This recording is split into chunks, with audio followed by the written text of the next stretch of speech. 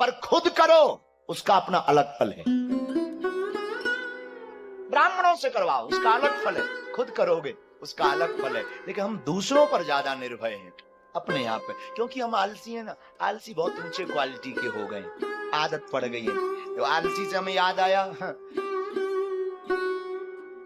नई नई शादी हुई उत्तराखंड में देहरादून में हमारे चंगीलाल की, नई नई मां 2-3 बार आई गई। पहले लगा सासू मां को कि ठीक है बच्ची है, बाद में लगा कि ये तो आलसी है, अब कोई काम ही नहीं करे। 10 बजे तो उठे, चाय बिस्तर पर चाहिए, सासू मां बना के दे।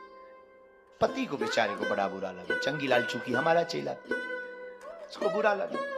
रोज मां झाड़ू लगाए तो एक दिन चंगीलाल ने सोचा ऐसे तो ये झाड़ू देंगे तो नाराज होगी, गाली बकेंगे तो नाराज होगी, तो लगा मैं झाड़ू लगाता हूँ।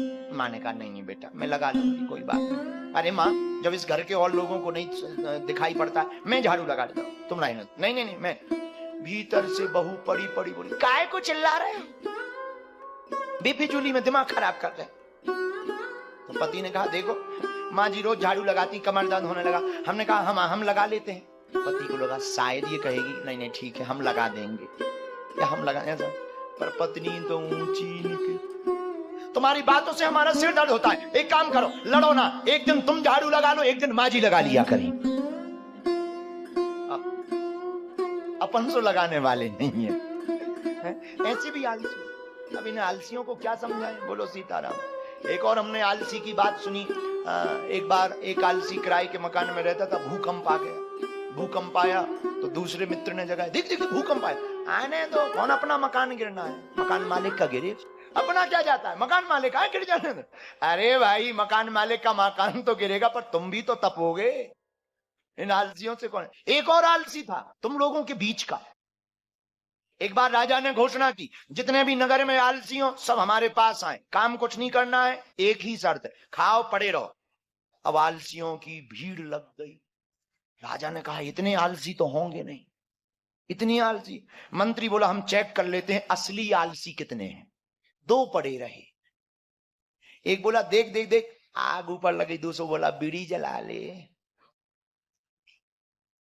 एक बोला देख आग ऊपर लग गई, दूसरा बोला पड़े रहो बीड़ी जला लो।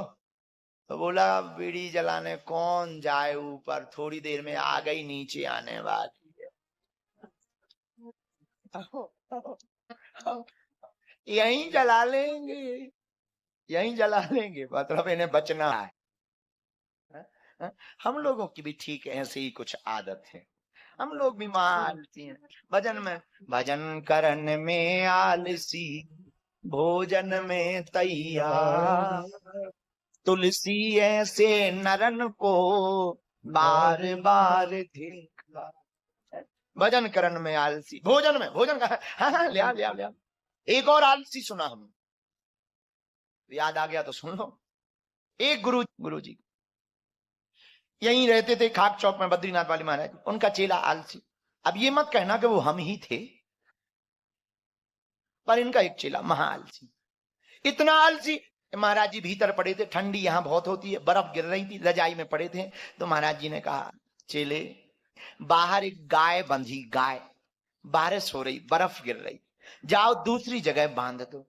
चेला बोला गुरु जी, आग तापते हुए बोला गुरु जी मैं बंधी, हम कहां दूसरे का बंधन खोल पाएंगे, फिर गौ माता गुरु जी आप जैसे मां। गुरु जी ये समझ गए महाराज जी के गुरु चेला नहीं गुरु ही फंस गया। बेचारे महाराज जी ने गौ माता को दूसरी जगह बांध